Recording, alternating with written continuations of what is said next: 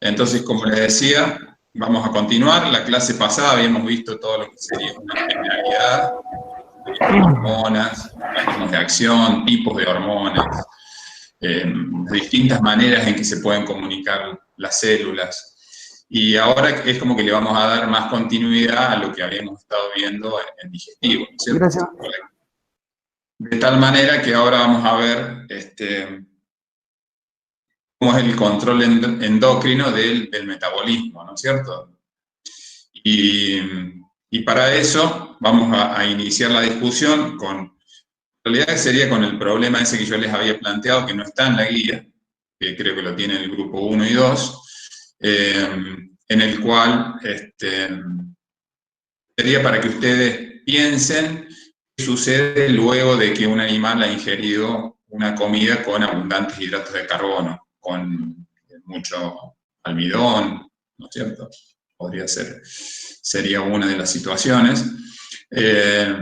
Entonces, evidentemente que ustedes saben que la glucosa esa que se absorbe a nivel del aparato del intestino delgado pasa a la circulación y la glucemia, es decir, la concentración de glucosa en sangre, aumenta. Entonces, la idea es ver qué mecanismos se ponen en marcha para tender a bajar esa glucemia y llevarla a los valores normales. Es normal que aumente, pero bueno, tenemos que ver los mecanismos que tienen como objetivo volver la glucosa a los valores normales. Entonces, ahí tenemos que empezar a hablar de lo que sería el páncreas endocrino. Por eso yo les envié, les compartí un teórico, una presentación, ¿no es cierto?, del páncreas endocrino, que bien general, luego ustedes deberían aplicar esos conocimientos a esta situación que yo les planteo. Y luego sería el problema 1, la situación problemática número 1 de la guía, que es un animal que permanece en ayuno, o mejor dicho, no tiene acceso a alimentos durante 72 horas, creo que es. Entonces la idea es ver qué mecanismos se ponen en marcha en esa situación para que ahora la glucemia, que tendería a disminuir, todos los mecanismos que se ponen en marcha para tratar de llevarla nuevamente a los valores normales. Que recuerden que la glucemia, los valores normales, se consideran entre 70 y 100, 110 miligramos por decilitro. Eso sería en un mono cavitario que ha tenido un ayuno de 10, 12 horas, ¿no es cierto? Normalmente, para estandarizar, como la glucemia ustedes saben que varía a lo largo del día, dependiendo de cuándo el animal ha consumido alimento, entonces para estandarizar ese valor, ¿no es cierto?, se toma la muestra de sangre para determinar la glucemia, se hace luego de que el animal ha permanecido en ayunas durante toda la noche, por ejemplo, durante 10, 12 horas.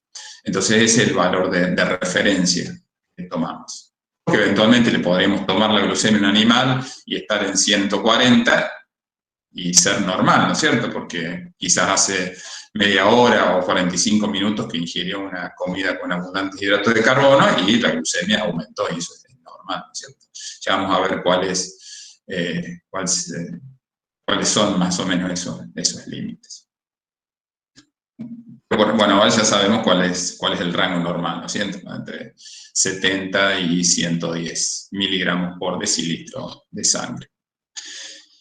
Entonces eso por un lado. Y evidentemente cuando hablamos del control de la glucemia o de los mecanismos para controlar la glucemia, el páncreas es un órgano sumamente importante, porque produce hormonas que están muy relacionadas con el metabolismo, no solamente de la glucosa, sino el metabolismo de todos los nutrientes. Entonces, por eso mi idea es que, en principio, veamos una discusión o hagamos una discusión, una presentación general acerca de páncreas endocrino, y luego pasemos a resolver el problema ese en cada uno de los grupos. Después vamos a ver qué sucede cuando el animal está en ayuna por un tiempo prolongado, ¿no es cierto? Vamos a ver mecanismos se ponen en marcha. Evidentemente que para poder interpretarlo, vamos a seguir hablando del metabolismo intermedio y el destino de los nutrientes, así que evidentemente que les hace falta conocer todos esos aspectos para poder entender, ¿no es cierto?, y resolver correctamente esos problemas. Así que bueno, esa es un poco la idea, y para empezar a hablar de páncreas, evidentemente tenemos que hacer una pequeña introducción. Algunas cosas que ustedes ya saben, ¿no es cierto? El páncreas es, digamos, se considera una glándula de secreción o sea, externa o exócrina, ¿no es cierto? Ya que es el encargado de producir el jugo pancreático con todas las enzimas que participan en la digestión, tanto de lípidos, de hidratos de carbono y de proteínas, ¿no es cierto? O sea, desde ese punto de vista es un órgano, una glándula anexa sumamente importante en la digestión de todos esos nutrientes.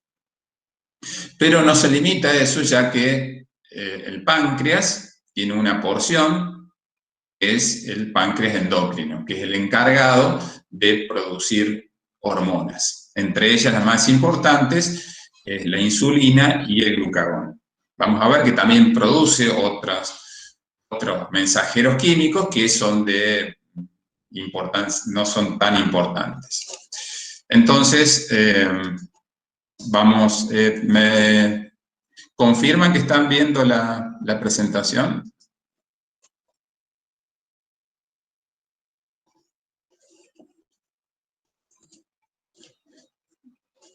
¿Están viendo la presentación? Sí, sí se ve. Bueno, esperen que lo voy a poner en pantalla completa.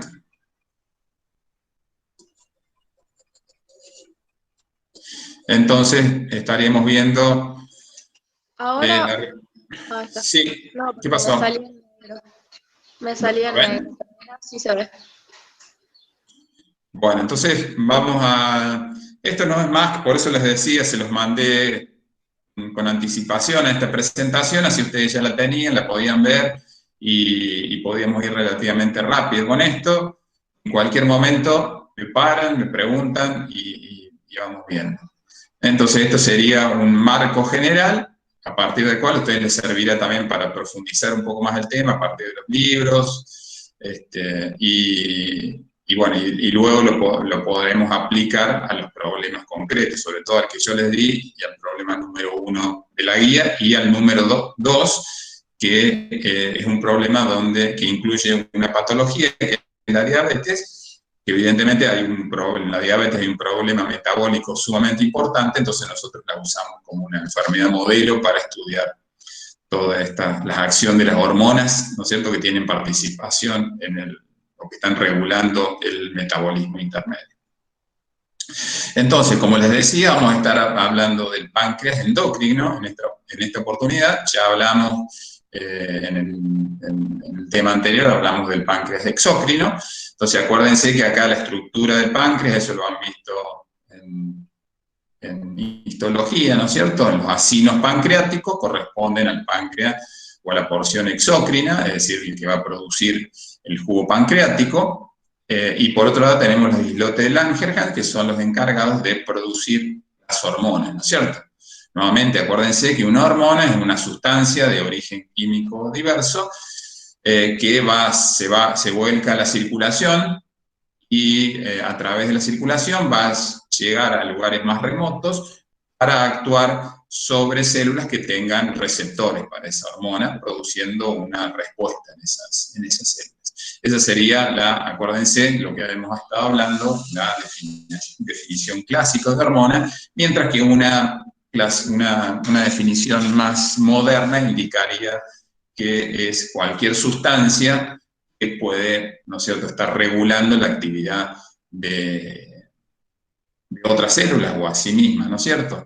Es decir, que incluiría tanto lo que serían autócrinos, los mecanismos autócrinos, parácrinos y endócrinos. Es decir, que ese mensajero químico podría actuar sobre la misma célula, actuar a corta distancia en células vecinas, o podría actuar a distancia circulando a través del sistema circulatorio. Esa sería una, es decir, que abarcaría prácticamente todo. O sea, si ustedes lo nombraran cualquiera de estos mensajeros como hormona, desde ese punto de vista estaría bien. Sin embargo, hay algunas diferencias, ¿no? Como yo les planteaba en esa tabla que les mostré que tienen ustedes en el teórico, ¿no es cierto? Donde establece algunas diferencias entre hormonas, factores de crecimiento y citoquinas. Pero bueno, más allá de eso, el páncreas endocrino concretamente produce dos hormonas que son sumamente importantes en el metabolismo de los nutrientes. Uno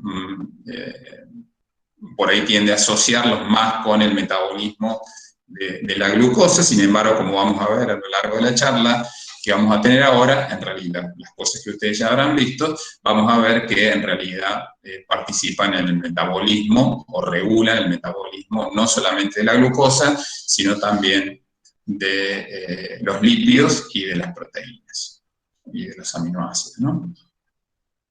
Y después también produce otros mediadores químicos como la somatostatina y el polipéptido pancreático. En el caso de la somatostatina la vamos a ver que tiene una función, sería un mensajero químico, ¿no es cierto?, que tiene una función más de regulación de la secreción de insulina y glucagón, en general un efecto inhibitorio, pero actuaría más a nivel local, ¿no es cierto?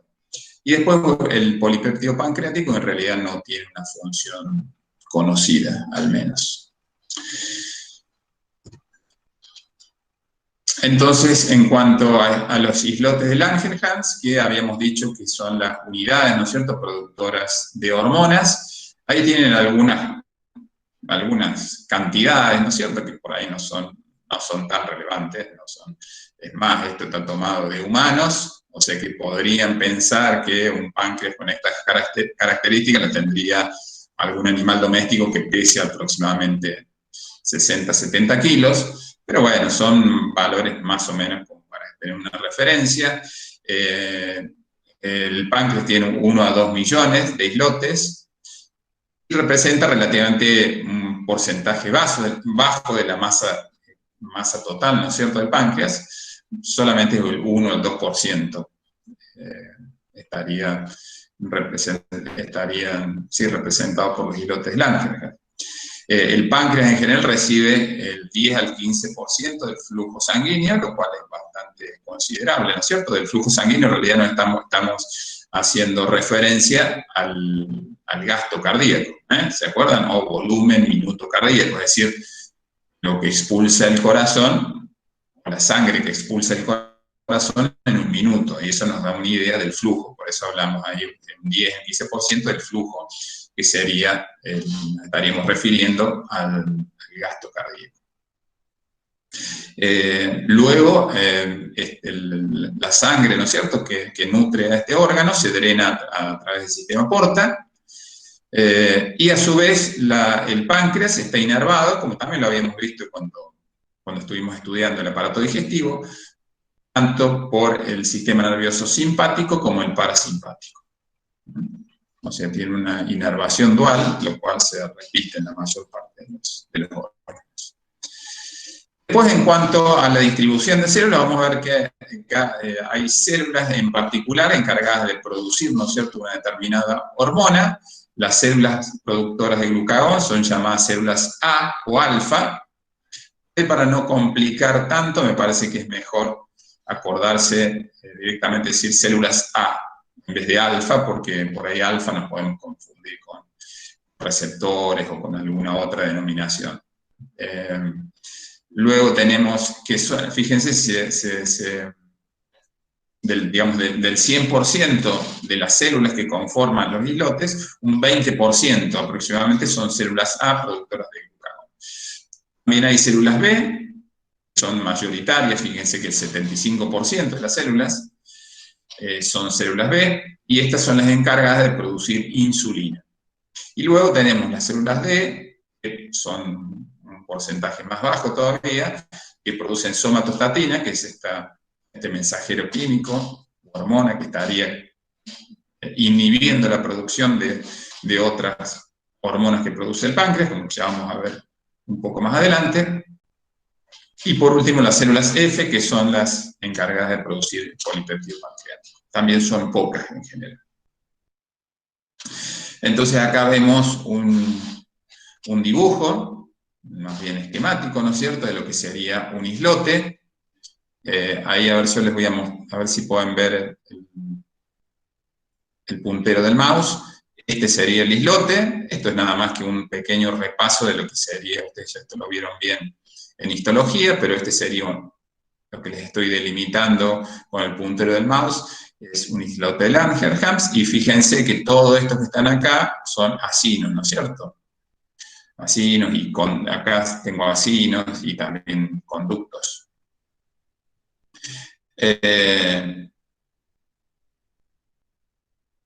Y bueno, y acá tenemos en distintos colores, fíjense, tenemos células A o alfa, fíjense que acá está la denominación de alfa, beta, delta y F. Entonces las células A, que son las encargadas de producir glucagón, que serían estas más oscuras, serían estas que están acá. Luego tengo las células B, que producen insulina, que serían estas que están acá. Dijimos que eran las que hay en mayor cantidad, ¿no es cierto?, dentro de un islote. Luego las delta, que serían estas más claritas, hay pocas. Y las células F, que hay menos cantidad, o más o menos la misma cantidad, pero hay pocas. Después estos son capilares, fíjense que la irrigación es muy, muy abundante, ¿no es cierto? Tengo muchos capilares. Ahora, si vamos... Este sería una tinción para hacer histología, ¿no es cierto? Entonces, fíjense lo que estoy delimitando con el mouse, eso sería el islote. Esto seguramente es como lo han visto ustedes en el curso de histología. Todo lo más oscuro son los núcleos de las células, y todo esto, entonces, lo que estoy delimitando sería el islote pancreático, y todo esto que estoy marcando por fuera son los acinos, ¿no es cierto?, la parte del páncreas exócrino. Evidentemente que a través de esta tinción de hematoxilina y eosina, ustedes no pueden diferenciar los distintos tipos celulares, ¿no es cierto?, porque se tiñen todos iguales. Yo les voy a mostrar, esta es una microfotografía. Fíjense que tiene una escala, o sea, esto serían 100 micrómetros, o sea, sería 0,1 milímetro, para que tengan una idea de la dimensión, ¿no es cierto?, en cuanto al tamaño. Entonces acá esto que les estoy delimitando sería un islote pancreático. Lo que está teñido en azul es un colorante fluorescente, emite una longitud de onda que es azul. Entonces ustedes, cuando inciden este preparado con luz ultravioleta, todo lo que sería ADN se ve de color azul, porque este es un colorante para ADN. Entonces me estaría tiñendo los núcleos. Cada uno de esos círculos azules que ustedes ven es un núcleo de una célula, lo mismo que acá. Esto se estaría por fuera, todo esto acá estarían los acinos, ¿no es cierto? Sería la parte exócrina. Y después, en este caso, lo que los investigadores, lo que han utilizado, o los técnicos que han utilizado, es un colorante que es verde, un colorante fluorescente verde, asociado a un anticuerpo anti-insulina. Os decía, el anticuerpo se une, reconoce, es un anticuerpo anti-insulina, es decir, que se va a unir. Si se acuerdan de cuando vimos inmunidad, se acuerdan que el anticuerpo va a reconocer un antígeno particular. Entonces, en este caso son anticuerpos anti-insulina, pero a su vez ese anticuerpo tiene unido un fluorocromo, o sea, una sustancia que es fluorescente, y en este caso da una fluorescencia verde. Entonces, en todo lugar que ustedes vean verde, quiere decir que ahí hay insulina. Los anticuerpos los pueden generar en otra especie, por ejemplo, pueden inyectarle insulina, por ejemplo, insulina humana a un equino, y de ese modo se generan anticuerpos. Pueden ser anticuerpos monoclonales, pero bueno, no vamos a meter en eso. El hecho es que son anticuerpos que ustedes lo pueden generar, ¿no es cierto?, en otra especie, y esos anticuerpos antiinsulina luego se le conjuga un fluorescente y entonces todo lo que ustedes vean color verde es insulina. Es decir, que todas estas células que ustedes están viendo acá, ven el núcleo y el citoplasma todo verde, quiere decir que todas estas células tienen insulina, es decir, que todas las células verdes son células productoras de insulina, células B. Mientras que para el caso del glucagón, en este caso es un anticuerpo antiglucagón, pero es de color, un fluorocromo de color rojo. Entonces, todo lo que se tiña de color rojo quiere decir que es glucagón. Entonces, ustedes pueden ver, fíjense para que ustedes se den solamente cuenta de la proporción, ¿no es cierto? Fíjense que habíamos dicho que el 75-80% de las células dentro del islote son productoras de insulina, son células B productoras de insulina, mientras que muy pocas son productoras de glucagón. Entonces ahí pueden ver, para que vean, ¿no es cierto?, estos aspectos más de tipo morfológico, ¿no es cierto?, del páncreas. Entonces ahora sí ya nos metemos un poco más en lo que sería la parte fisiológica, ¿no es cierto? Y acá con estas básculas, con estas balanzas, ¿no es cierto?, estaríamos viendo cómo se estarían comportando estas dos hormonas en dos etapas bien diferenciadas. Esto sería cuando el animal, digamos, en la parte izquierda, ¿no es cierto?, de la figura, tenemos lo que ocurriría cuando el animal, luego de haber ingerido alimentos. Mientras que del lado derecho de la figura, que es lo que les estoy marcando yo, estaría la situación cuando ese animal está en ayunas. Entonces, fíjense que básicamente lo que ocurre cuando el animal está, luego de haber consumido alimentos, uno asume que la glucemia está elevada, entonces lo que va a suceder es un aumento de la secreción de insulina. Por eso acá lo vemos a la insulina más grande, es decir, que está más pesada y más cantidad circulando de esta hormona, y glucagón tengo poco. Mientras que en la situación contraria tengo la glucosa baja, entonces tengo mucho glucagón y ese animal va a tener poca insulina. Entonces la balanza se va a inclinar hacia el lado del glucagón, porque tengo más cantidad. Entonces esto para que ustedes vean que en realidad estas dos hormonas están relacionadas de este modo, ¿no es cierto? En general, cuando una aumenta, la otra baja, y viceversa, ¿no es cierto? Cuando la insulina aumenta, el glucagón, las concentraciones de glucagón circulando disminuyen, y cuando el glucagón aumenta, la insulina disminuye. Y ahí hay, de manera más o menos sintética, cuáles serían los procesos, ¿no es cierto?, metabólicos que estaría estimulando la insulina. Aumenta la oxidación de glucosa. Si aumenta la oxidación de glucosa, quiere decir que estoy utilizando esa glucosa para obtener energía. De ese modo, estoy gastando glucosa, ¿no es cierto? Entonces, ese sería un proceso que estaría estimulando la insulina. La síntesis de glucógeno, que sería la segunda línea. Ustedes saben que el glucógeno es un polímero formado por glucosa, y es la manera en que el hígado y el tejido muscular, y en menor cantidad el riñón, almacenan la glucosa. Entonces van a aumentar los procesos de biosíntesis de glucógeno.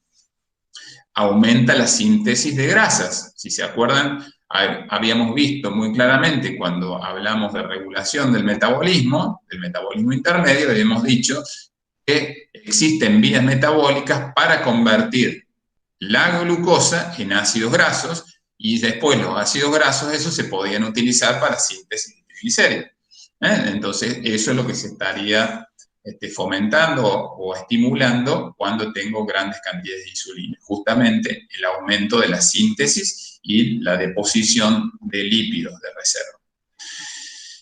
Aumenta la síntesis de proteínas. Esto no lo vamos a tocar tanto en este momento, pero lo vamos a ver un poco más cuando veamos crecimiento, porque esto estaría más relacionado con el crecimiento. Pero bueno, es una función metabólica de la insulina. Y por otro lado, el aumento del glucagón y serían todas funciones de tipo contraria, ¿no es cierto? Y acá están mencionadas las más importantes, pues ya las vamos a mencionar y a hablar un poco más adelante, pero sería la glucogenólisis, es decir, la hidrólisis del glucógeno para aumentar la disponibilidad de glucosa. La gluconeogénesis, entonces, esta función, perdón, vuelvo un segundito a esta función, fundamentalmente la hace en el glucógeno hepático, ¿no es cierto? El glucógeno que está almacenado en el hígado. Entonces, esa glucogenólisis causaría un aumento de la disponibilidad de glucosa y sale de los hepatocitos y de ese modo me contribuiría a aumentar la glucemia. Después estimula la gluconeogénesis. Recuerden que la gluconeogénesis es la formación de glucosa a partir de compuestos no glucídicos, pueden ser aminoácidos, glicerol, lactato, y también la producción de cuerpos cetónicos, o sea, la cetogénesis, que si recuerdan cuando hablamos en metabolismo intermedio, y seguramente lo han visto en bioquímica también, el hígado es el encargado de producir los cuerpos cetónicos, cuando hay un metabolismo fundamentalmente expensas o se obtiene energía a partir de la utilización de grasas. Espérenme un segundito que tengo que habilitar a alguien para que ingrese. Bueno, ahora vuelvo.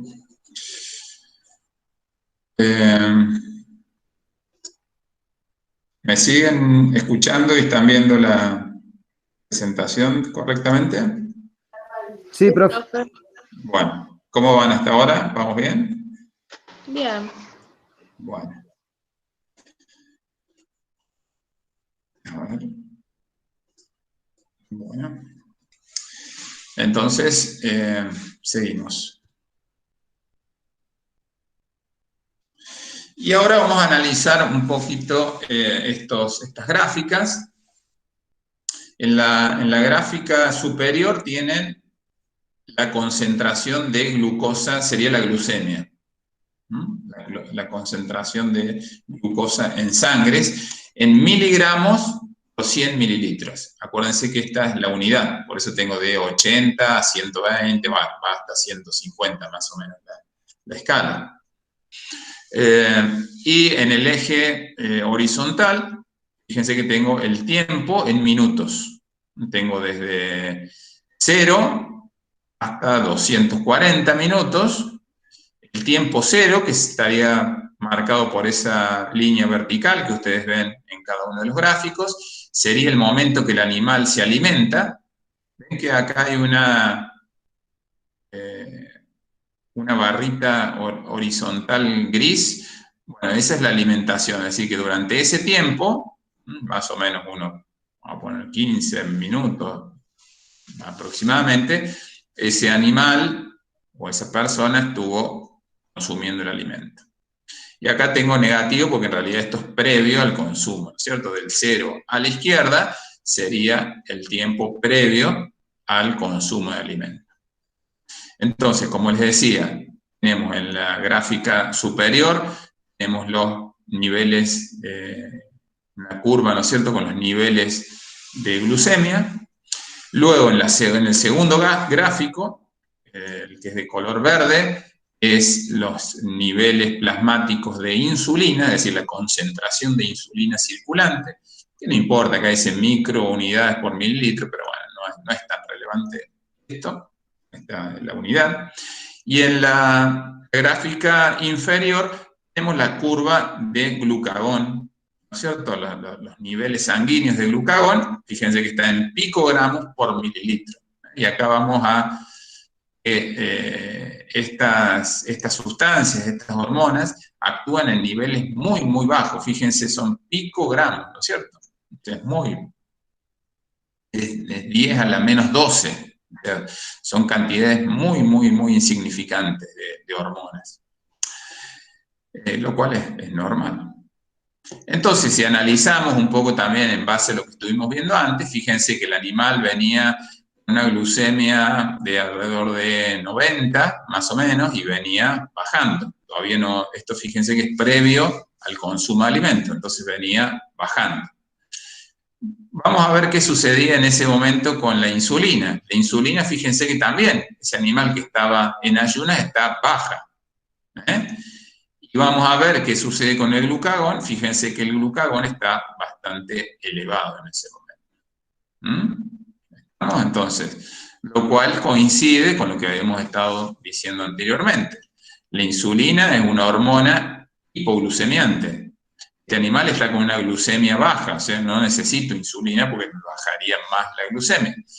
Pero sí me hace falta que haya mucho glucagón, porque es la hormona encargada de aumentar, lo que estuvimos viendo anteriormente, de aumentar la glucosa sanguínea. Por ende, tengo concentraciones más elevadas. Luego tenemos el momento del consumo. Vamos a analizar lo que sucede en la curva de glucosa.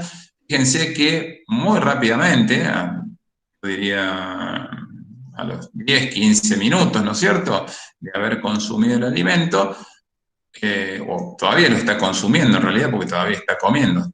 Hasta este punto el animal está consumiendo. Fíjense que ya, incluso mientras el animal está comiendo, digamos, o la persona está comiendo, ya la insulina aumenta de manera muy, muy rápida, abruptamente. Y vemos que va acompañando, la insulina no, perdón, acá estoy hablando de la glucosa, quiere decir que se está absorbiendo, esos hidratos de carbono se han digerido, se han degradado hasta glucosa, y esa glucosa se absorbe y empieza a aparecer el aparato circulatorio en sangre. Entonces aumenta rápidamente. Y fíjense que justamente ese aumento de glucosa sanguínea es acompañado por un aumento prácticamente igual de la insulina, van de la mano, ¿no es cierto? Ya vamos a ver un poquito más adelante que en realidad esta glucosa, en definitiva, es uno de los estímulos más importantes para que el páncreas secrete insulina. Entonces vemos que la insulina también aumenta muy rápidamente, quizás un poquitito después, fíjense que está un poquito desfasado, un poquito después. Eso nos daría idea de que en realidad el aumento de la glucemia es responsable del aumento de la liberación de insulina por parte del páncreas, y luego empieza a bajar, lo mismo que la glucemia, y al cabo de 3 horas más o menos, ¿no? Ya tengo niveles de glucosa que eran similares a los que el animal tenía antes de haber consumido. Estaríamos más o menos en este punto. Mientras que si vemos qué sucede con el glucagón, habíamos dicho que durante ese periodo previo al consumo de alimento estaba bajo. Al momento de consumir aumenta. Vamos a ver por qué. Y luego fíjense que cuando tengo mucha insulina, o sea que acá aumenta rápidamente, pero luego baja, a medida que la insulina va aumentando y la glucosa va aumentando, el glucagón baja y está en niveles bajos. Hay algunas fluctuaciones acá, pero se mantiene bajo durante todo ese periodo. Y luego uno esperaría que a medida que aumentan las horas de ayuno, comience a aumentar hasta llegar, ¿no es cierto?, a este nivel. Entonces, ese es el modo que estarían actuando estas hormonas. Vamos a ver que la glucosa, y también se desprende a partir del análisis de estas gráficas, que la glucosa es uno de los estímulos más importantes para estimular la secreción de insulina.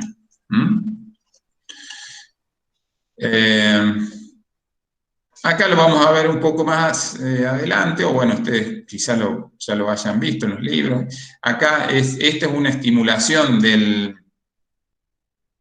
la secreción de glucagón, porque hay algunos aminoácidos que en el momento de la absorción, algunos aminoácidos que pasan por que están en circulación, ¿no es cierto? Algunos de esos aminoácidos también me estimulan la liberación de glucagón. Entonces, eso me estaría explicando este aumento de la secreción al momento que el animal ingiere. Pero luego empiezan a bajar.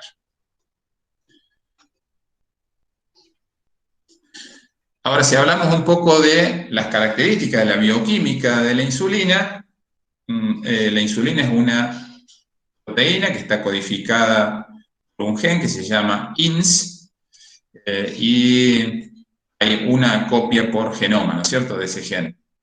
No es que hay distintas, no es que hay más de una copia, hay muchas proteínas que tienen más de una copia, ¿no es cierto? O sea, o hay varios genes que producen la misma proteína o quizás alguna variante. En este caso, es un solo gen. Se produce en el retículo endoplásmico de las células B de los islotes pancreáticos, y es una proteína que está formada en realidad por dos cadenas de aminoácidos, una que tiene 51 aminoácidos y la otra tiene 21 aminoácidos. 51 es la sumatoria de todas, y está formada por dos cadenas, una que tiene 21 aminoácidos y otra que tiene 30 aminoácidos. Ya vamos a ver un poco más acerca de la estructura. Y estas dos cadenas vamos a ver que están unidas una con otra por puentes disulfuro. Y en general las insulinas de todas las especies son muy, muy parecidas. La secuencia de aminoácidos, la estructura general de la proteína y la secuencia de los aminoácidos son muy, muy similares. Por ejemplo, ahí les pongo un ejemplo, la insulina porcina solamente hay un aminoácido que es diferente, que es en la cadena B, en la posición 30, una alanina se reemplaza por una treonina. Es decir, en la insulina humana, en la posición 30, con el aminoácido 30 de la cadena B, es una alanina. En la insulina porcina es una treonina. Entonces, que ahí hay un cambio, pero fíjense que después el resto es totalmente igual. Esto explica por qué, digamos, esta similitud en la estructura, explica por qué hay funcionalidad cruzada de la insulina. Es decir, nosotros podríamos inyectarnos, de hecho, comercialmente venden, por ejemplo, insulina bovina, ¿no es cierto?, para tratar humanos. Es decir, que la insulina bovina ejerce la misma función cuando se la aplicamos a un humano.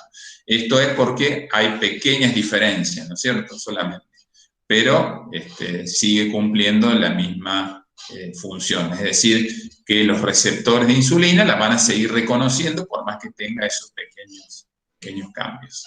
Eso es importante que lo sepan, incluso también en roedores, por ejemplo, la insulina de rata también es muy parecida a la insulina humana y también de las otras especies.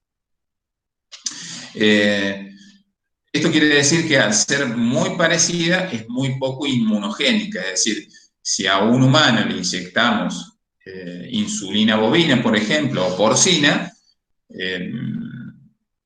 va a haber una respuesta inmune muy, muy pequeña, porque la diferencia es muy, muy chiquita, ¿no es cierto?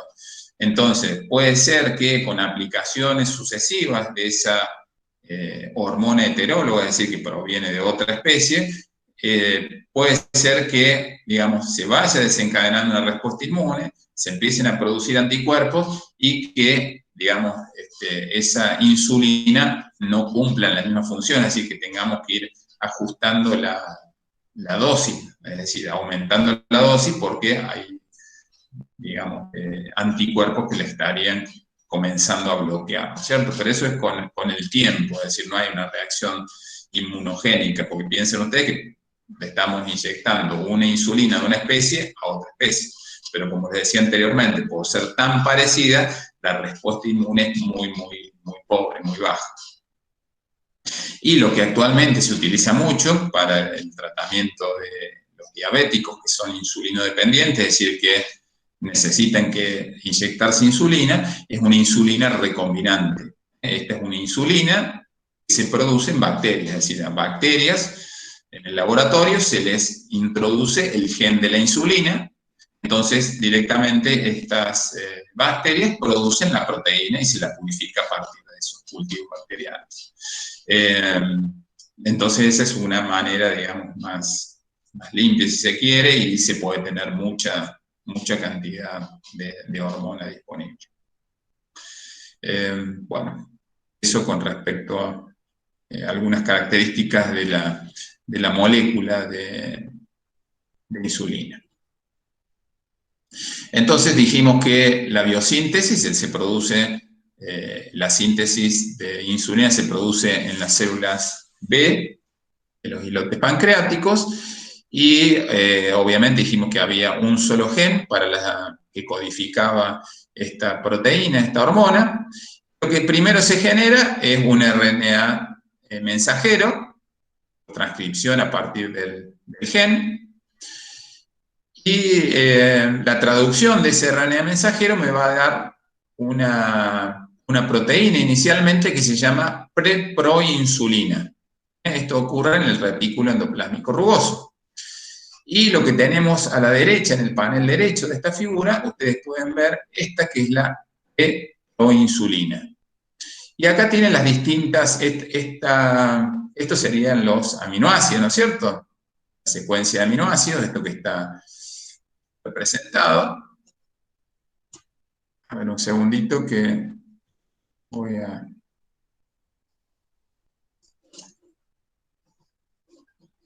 Bueno, perdón que interrumpí, pero tenía que dejar ingresar a Francisca. Entonces, lo que les decía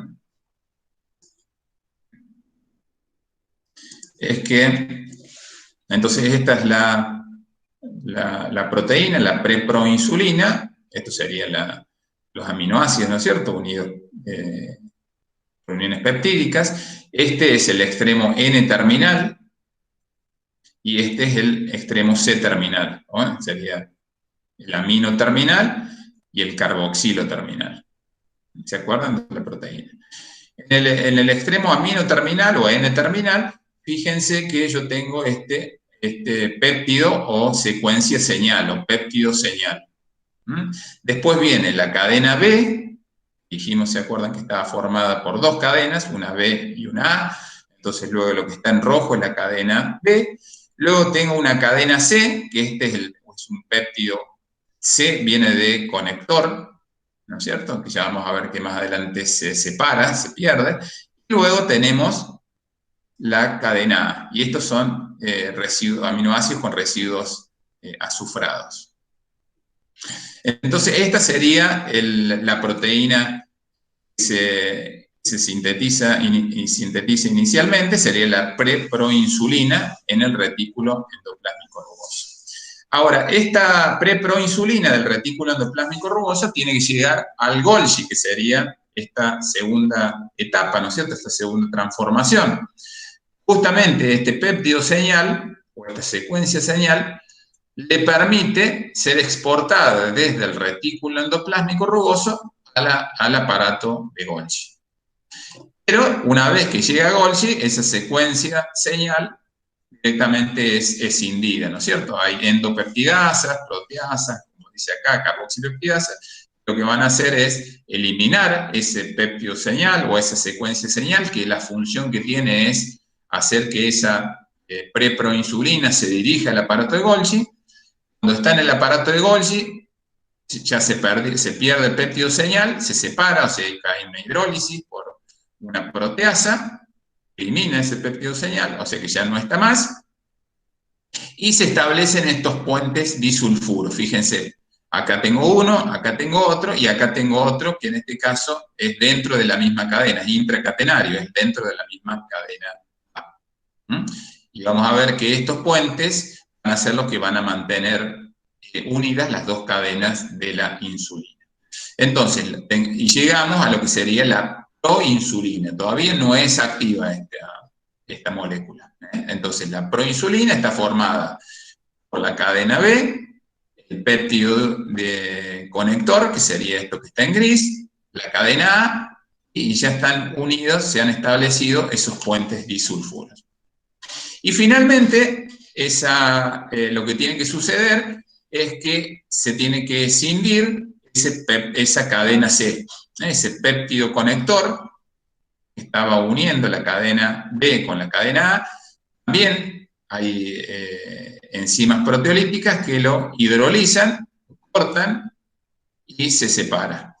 Entonces terminaríamos en las vesículas secretorias, o en los gránulos secretorios, terminaríamos con la insulina, que estaría formada por esas dos cadenas polipeptídicas, una con 30 aminoácidos y la otra con 21, que sería la cadena B y la cadena A, unidos por esos puentes disulfuro. Hay dos puentes disulfuro uniendo las cadenas, serían intercatenarios, y tengo este puente disulfuro intracatenario dentro de la cadena A.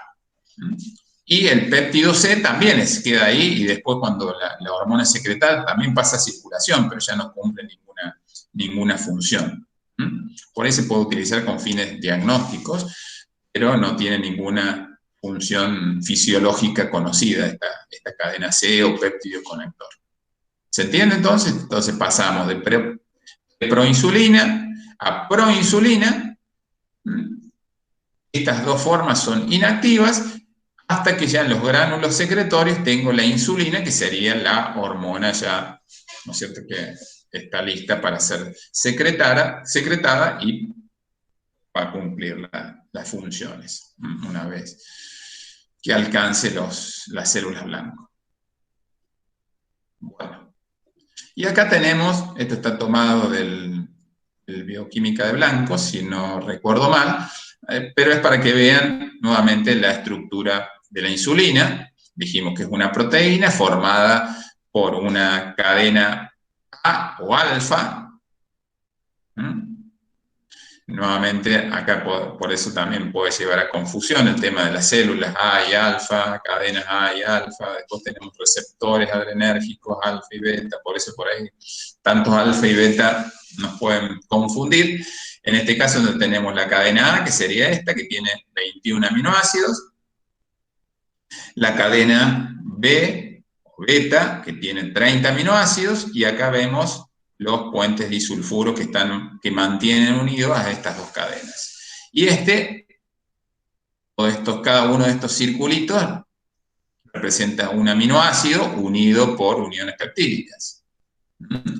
Entonces, esto que estoy señalándoles ahora, este sería el péptido conector, o cadena C, como decía en la diapositiva anterior, y acá hay unos péptidos de unión, dipéptidos, ¿no es cierto?, que se pierden cuando actúan las proteasas que me van a cortar estas cadenas.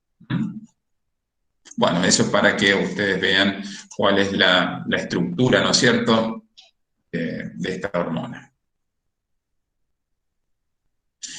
Y ahora vamos a ver un poco acerca de mecanismos que inducen o responsables de la liberación de la insulina.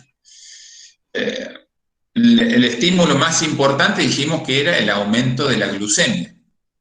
Entonces, evidentemente, acá lo que está representado en este dibujo es una célula B pancreática. Esto que está, esta doble línea gris, es la membrana citoplasmática de esta célula. Entonces, fíjense que esta célula tiene canales, o transportadores, mejor dicho, para glucosa. Todos estos puntitos rojos que ustedes ven, acá estaríamos en el espacio extracelular, sería glucosa.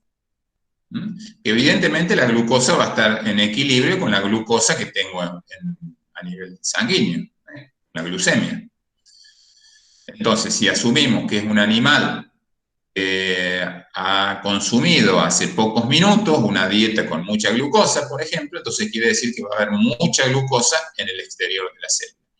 Estas células B pancreáticas tienen estos transportadores de glucosa, y lo que van a estar haciendo es favorecen un transporte, una difusión facilitada, ¿no es cierto?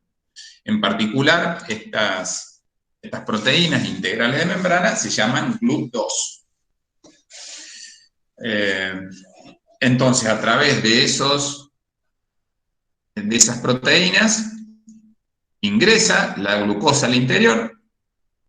En el interior de la célula se fosforila cuando entra, porque hay una enzima que seguramente ustedes se acuerdan de bioquímica, que es la glucoquinasa, que la va a fosforilar a la glucosa, que sería el paso previo para ingresar a la glucólisis. Fíjense que estas células no hacen más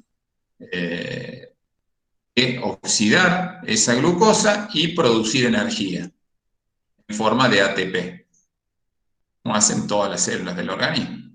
Entonces, quiere decir que la relación ATP-ADP va a aumentar, porque me aumenta mucho la concentración de ATP disponible, ¿no es cierto?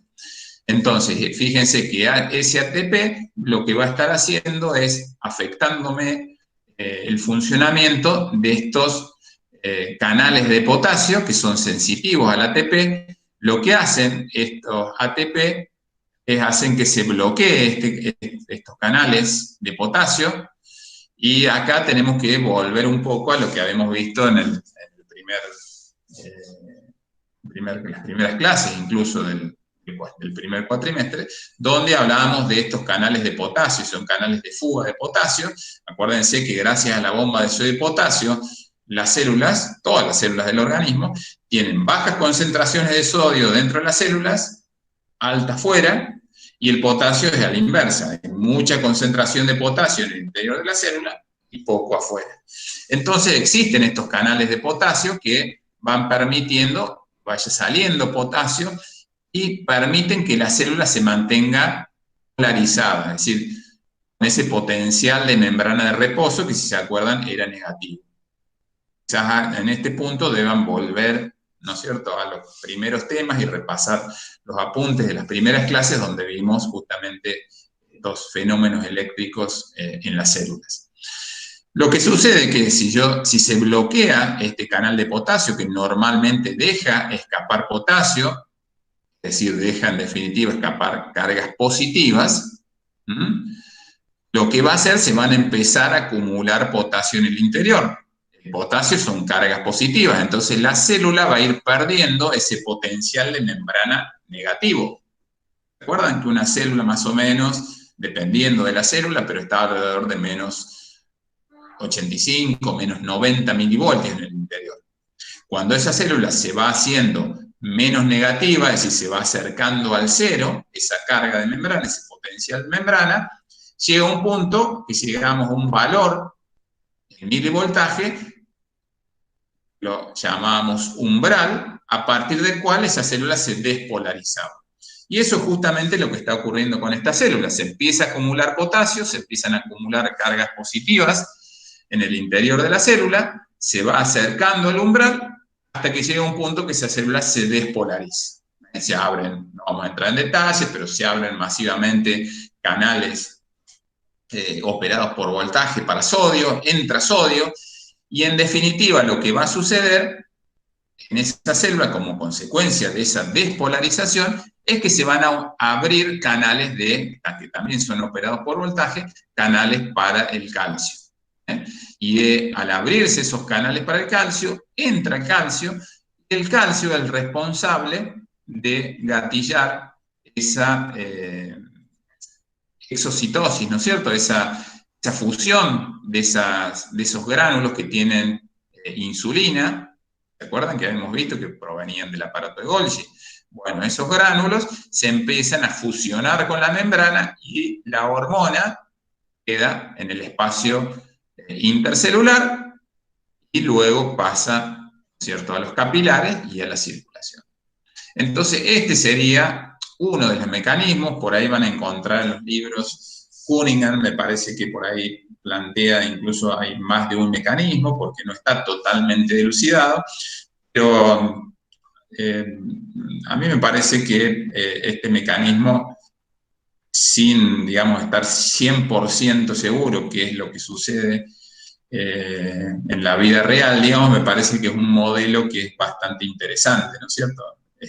Y hay cierta evidencia experimental como para apoyar este modelo. Entonces, fíjense que básicamente a través de lo que, digamos, la glucosa que está bañando esa célula, que está en el espacio intercelular, digamos, en el intersticio, y que de hecho está en equilibrio con la glucosa sanguínea, es la que me va a estar determinando la secreción de insulina. Entonces, este es uno de los estímulos más importantes para la secreción de insulina. Pero como tienen acá, tenemos una lista, no es el único. Fíjense, acá tengo la glucosa, ese es el que estuvimos discutiendo anteriormente. Pero fíjense que los aminoácidos también son capaces de inducir liberación. Y de hecho es importante, ¿no es cierto? Porque en el momento de la absorción también se absorben aminoácidos, es decir, que los aminoácidos circulantes van a aumentar y entonces eso también me va a estimular la secreción de insulina, y también lo podemos relacionar con la función de insulina. Promueve, vamos a ver más adelante, que promueve el ingreso de los aminoácidos a la célula, ¿no es cierto? Entonces es lógico que los aminoácidos sean un estímulo para la secreción de esta hormona, que luego va a favorecer el ingreso de esos aminoácidos en la célula para estimular la síntesis de proteínas. Otros estímulos son las hormonas gastrointestinales, como la gastrina. ¿Se acuerdan la gastrina que se producía a nivel del estómago, en la célula G? La secretina y la colecistoquinina, que son, o cinina, que son hormonas secretadas por el intestino delgado, ¿no es cierto? Que están regulando varios aspectos, pero fundamentalmente lo que sería la secreción pancreática. Entonces, también, digamos, tiene lógica que estas hormonas me estimulen la secreción de insulina, porque justamente una vez que incluso el animal comienza a ver el alimento, lo tiene en la boca, llega al estómago, llega al intestino, acuérdense que se producen todas estas hormonas que de algún modo están anticipando lo que va a suceder, ¿no es cierto? Porque si el animal está consumiendo, está haciendo la digestión, se estimulan, se producen estas hormonas, de decir que pronto va a haber glucosa, ¿no es cierto?, para a nivel circulatorio. Entonces, son importantes como anticipatorias, es decir, comenzarían a producir de manera anticipada insulina para que ya, digamos, el organismo esté preparado para recibir esa glucosa que se va a absorber. Entonces también tiene lógica pensarlo desde ese punto de vista. La acetilcolina, que justamente es el neurotransmisor del parasimpático. Acuérdense que durante la digestión está estimulado el parasimpático. Recuerden que el parasimpático viaja, las fibras parasimpáticas viajan a través del nervio vago, y dijimos que el páncreas está inervado por el parasimpático y simpático. Cuando se estimula el parasimpático, las terminaciones nerviosas liberan acetilcolina, que me estaría también estimulando la secreción de insulina. Es decir, que estas células B de los islotes también tienen receptores para acetilcolina y me desencadenarían la liberación de insulina por otros mecanismos, ¿no es cierto?, que no están representados en este dibujo. Y tampoco nos vamos a meter en eso. Y luego también el glucagón estimula la producción de insulina, en cierta medida.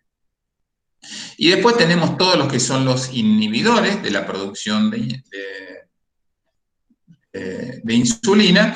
Tenemos la somatostatina, ¿se acuerdan que dijimos que era un mediador químico que lo producían las células D pancreáticas? Y justamente la somatostatina vamos a ver que inhibe la producción de todas las hormonas que produce el páncreas. Entonces, que cuando ustedes quieran hablar de inhibición, inmediatamente hablan de somatostatina y ahí no le van a errar porque inhibe la producción de todas las hormonas pancreáticas. La misma insulina, o sea, la misma insulina tiene como un mecanismo de retroalimentación negativa, si se aumenta, cuando aumenta mucho la insulina, tiende a disminuir la producción de sí misma, digamos. Y después los estimulantes alfa-adrenérgicos. Esto lo deberíamos pensar como una estimulación simpática, por ejemplo. Lo cual también es lógico. Un animal que está en una situación adversa, está estresado, es decir, que normalmente no coincide con los periodos de alimentación. Si se me estimula el simpático, no haría falta insulina, ¿no es cierto? Vamos a ver que es la situación inversa. Entonces, en realidad, una estimulación del sistema nervioso simpático a través de esos receptores alfa-adrenérgicos me estaría inhibiendo la producción de insulina o la liberación de insulina por parte de los islotes. Es decir, que también tendríamos que pensar, con el mismo tipo de razonamiento, que las células, estas células B tienen receptores alfa-adrenérgicos, ¿no es cierto? Que al unirse, un primer mensajero, que puede ser adrenalina o noradrenalina, lo que haría, me estaría inhibiendo la producción de insulina. Sería, en definitiva, la acción contraria del parasimpático, a través de la acetilcolina, que me estaría estimulando la producción. Bueno, espero que les haya quedado claro. Y ahora vamos a ver un poco, o sea, una vez que se liberó, dijimos que estaba en el intersticio, y del intersticio se mueve al torrente circulatorio, y como es una hormona de tipo proteica, y acá volvemos a lo que les había dicho yo en la clase pasada, que por qué es importante que ustedes conozcan la naturaleza química, en este caso una proteína, de las hormonas, porque justamente pueden tener información, ¿no es cierto? Evidentemente, si es una proteína, ustedes saben que son hidrosolubles, por lo tanto, en general, se van a estar transportando de manera libre en sangre. O sea, no van a estar unidas a otras proteínas. La vida media, este es otro término que se utiliza mucho en endocrinología y en farmacología también, ¿no es cierto? Vida media se refiere a el tiempo que debe transcurrir hasta que esa sustancia ha bajado al 50%, la mitad, ¿no es cierto? Es decir, que si tuviera, por ejemplo, si en determinado momento yo tenía, o ese animal se estimula la liberación de insulina y llega a 100, la vida media sería cuánto demora hasta llegar a 50. No importan las unidades, tomemos cualquier unidad, son unidades arbitrarias. No quiere decir que en 3 a 5 minutos no hay más insulina. Quiere decir que en 3 a 5 minutos bajó el 50% de lo que yo tenía originalmente. Ese es el término de vida media. De todas maneras, una vida media de 3 a 5 minutos, una vida media muy corta, o sea, dura poco en circulación de insulina. En cuanto al catabolismo, o sea, cómo es metabolizada esa insulina que se liberó y luego tiene que ser destruida. Hay proteasas, que se conocen con el nombre de insulinasas, en varios tejidos, fundamentalmente en hígado, riñón, placenta, pero también está presente estas enzimas en otros tejidos.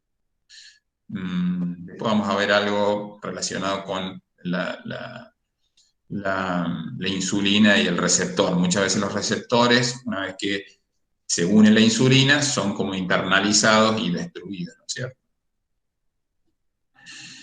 Y la insulina también degradada. Después, en cuanto a los órganos blancos, cuando hablamos de los órganos blancos, células blancas, nos referimos a células o tejidos que tienen receptores para insulina. Tenemos que, digamos, tener en cuenta que la insulina, o mejor dicho, muchos tejidos tienen receptores para insulina, es decir, es muy amplia la cantidad de células y tejidos y distintos tipos de tejidos que tienen receptores para insulina, y la insulina va a causar alguna respuesta, ¿no es cierto?, en esas células. Los más importantes están nombrados acá, que son el hígado, el músculo y el tejido adiposo. Vamos a hablar un poco más de eso. Sin embargo, después vamos a ver les voy a mostrar una tabla donde les muestro los tejidos que tienen receptores para insulina, y la insulina o la unión de la insulina a su receptor causa una respuesta, y aquellos tejidos que no hace falta, para que tomen glucosa, digamos, no hace falta que esté la insulina. Eso lo vamos a ver posteriormente. Bueno, en cuanto al receptor para la insulina, Es una proteína, nuevamente acá es importante conocer la naturaleza química de la hormona para conocer dónde va a estar su receptor. Entonces es una hormona de tipo proteica, por ende el receptor se encuentra en la membrana de las células. Acá tenemos representada de manera esquemática un receptor para insulina. Esta estaría representada, estas líneas serían la membrana celular, es decir, la bicapa lipídica. Entonces estas son proteínas integrales de membrana. Y en realidad es un tetrámero, es decir, que está formado por 4 subunidades. Hay 2 subunidades alfa, que son estas que están en color celeste o celeste aparentemente. Me parece que es lo que más se aproxima. Tenemos 2 subunidades alfa, esta es una y esta es la otra. Y después tenemos 2 subunidades beta, que sería, esta es una, que son idénticas una con otra, ¿no? Esta es una y esta es otra. Pero tiene, en realidad son 4 subunidades, ¿no es cierto? Por eso es una proteína tetramérica, un tetrámero. Formado por 2 alfa, como dijimos, y 2 beta. Las 2 alfa son enteramente extracelulares. Fíjense que están totalmente fuera de la célula. Y las unidades beta tienen una porción extracelular, una transmembrana y un dominio intracelular, que sería este que estoy marcando en este momento. Y las subunidades, a su vez, fíjense, esta sería la subunidad alfa y esta la beta, están unidos por puentes disulfuro, que serían los que les estoy marcando, ¿cierto? Ahí.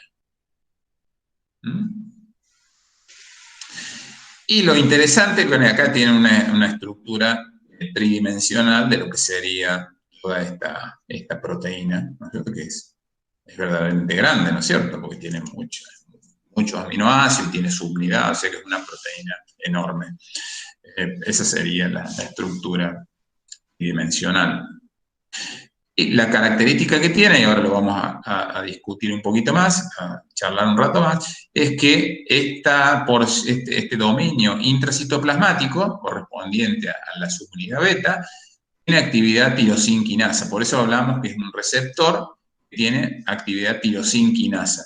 Quiere decir que es capaz de fosforilarse en residuos tirosina. O sea, dentro de esta proteína hay aminoácidos tirosina. Entonces, justamente esos aminoácidos se van a fosforilar y eso va a ser lo que va a dar inicio, ¿no es cierto?, a toda la cascada de eventos intracelulares que van a conducir a la respuesta.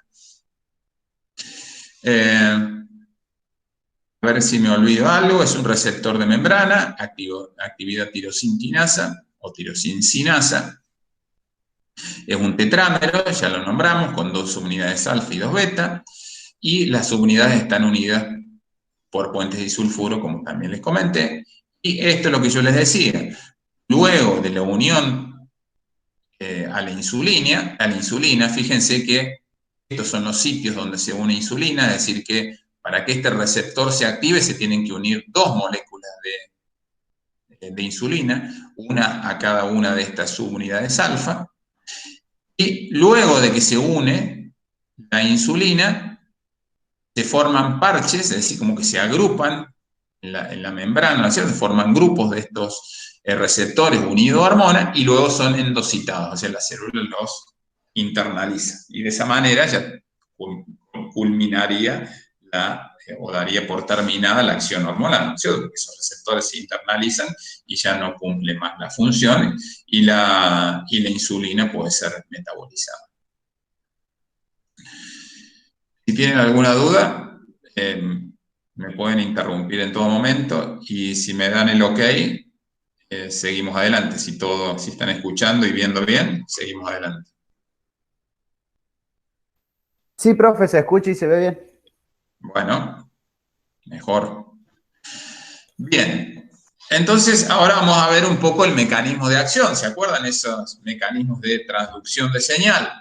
Es decir, ¿qué pasa en el interior de la célula, esa que tiene receptores para insulina? Dijimos que podían ser células hepáticas, musculares y del tejido adiposo. y también en general todas las células de la economía, o casi todas, ¿no? Porque vamos a ver que hay algunos tejidos que no, pero la mayor parte tienen para receptores para insulina, para permitir justamente el ingreso de la glucosa, si no esas células no pueden internalizar la glucosa, no pueden absorber glucosa.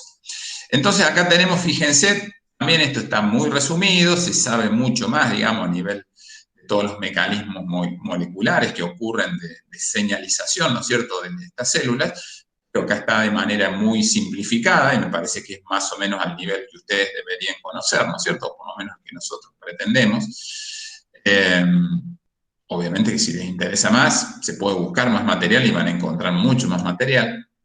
Bueno, esto sería por lo menos lo básico. Entonces, nuevamente, acá tenemos de manera esquemática representada una célula. Esta doble línea que ustedes ven acá sería la membrana celular. Esto donde ven que dice insulina, serían estos círculos pintados de color amarillo, serían moléculas de insulina, y estas, no sé qué son, hexágonos aparentemente azules, son glucosa. Fíjense que todo esto lo tengo en el intersticio. Y acá tenemos el receptor de insulina.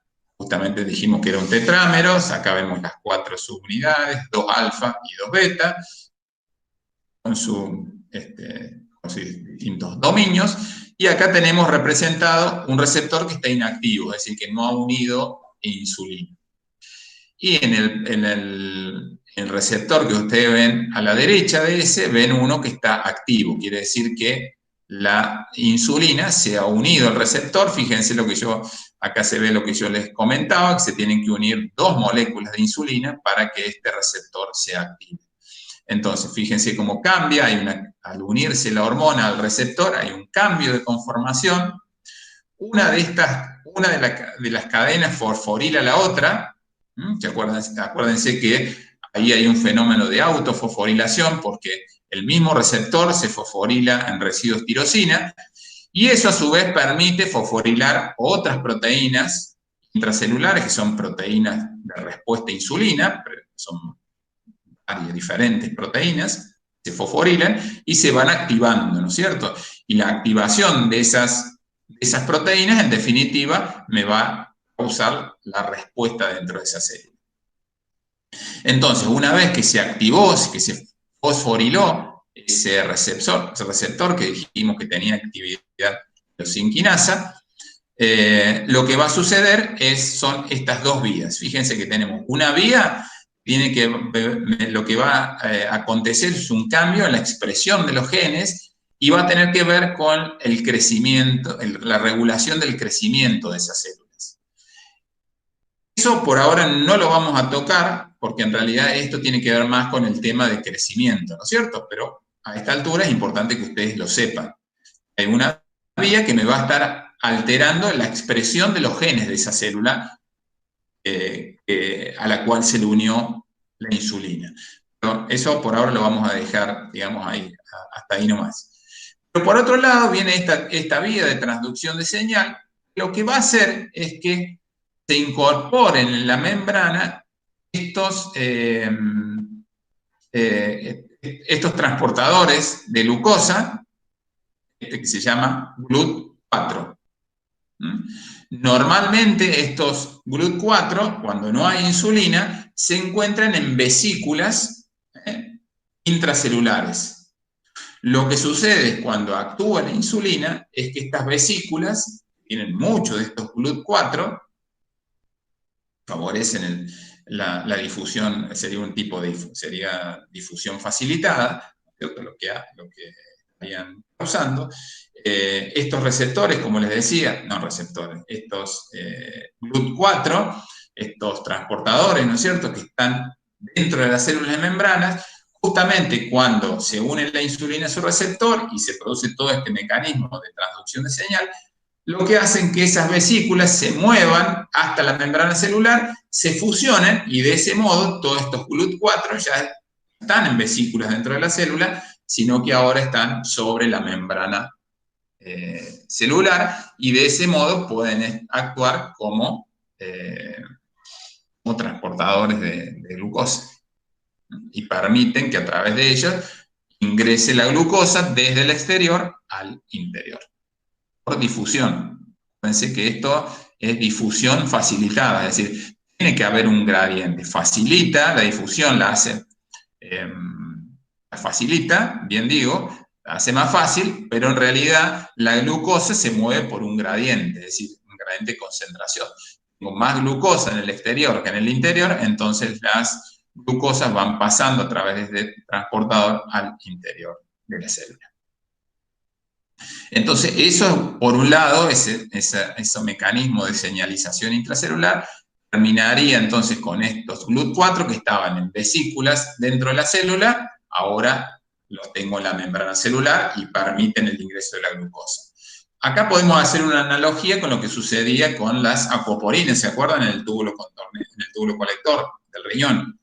Las acuoporinas también estaban en vesículas dentro de la célula, y cuando la ADH se unía a su receptor, esas vesículas iban a la membrana apical de las células, a la membrana tubular, ¿no es cierto?, que está del lado tubular de las células epiteliales del tubo colector, y lo que hacen es ahí cumplir la función, ¿no es cierto?, permitir el ingreso de agua. Acá el mecanismo es similar en ese sentido. Entonces, aparte de esta vía, ¿no es cierto?, que sería en definitiva terminaría con la aparición de estos GLUT4 en la membrana de la célula, que permiten el ingreso de glucosa. Fíjense que acá tengo otra vía más, que sería, me estaría estimulando las vías de utilización de la glucosa. ¿Cuáles podrían ser esas? Puede ser la glucólisis, puede ser la glucogenogénesis, esas serían las vías, o la síntesis si es un adipocito, podría ser la síntesis de ácidos grasos para luego depositarlos como triglicéridos. Bueno, ahí lo tengo, glucógeno, lípido, proteína, síntesis de proteína también podría ser, obviamente no con la glucosa, ¿no es cierto?, sino la energía que me provee la glucosa.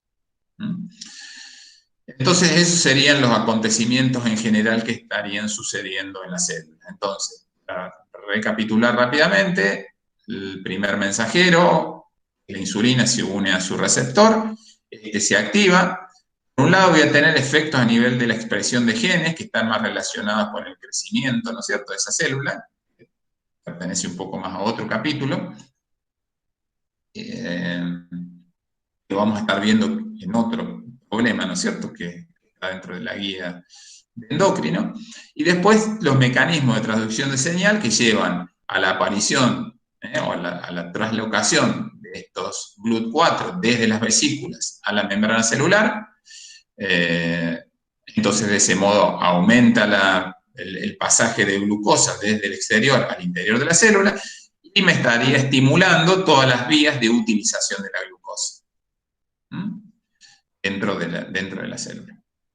Por ejemplo, activando enzimas que están involucradas con esas vías metabólicas de utilización de la glucosa.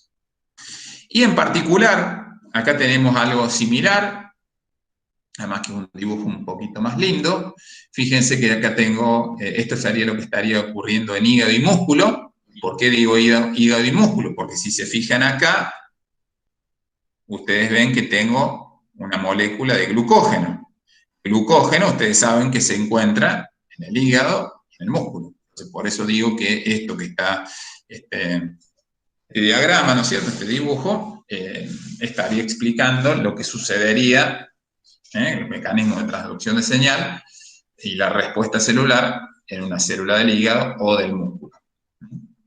Entonces, nuevamente, fíjense, incluso nos sirve para repasar, tenemos la insulina, hay dos moléculas de insulina, se unen, se tienen que unir a la subunidad alfa, fíjense que sería esta es la beta, que dijimos que tenía un dominio transmembrana y un dominio intracelular, que es este.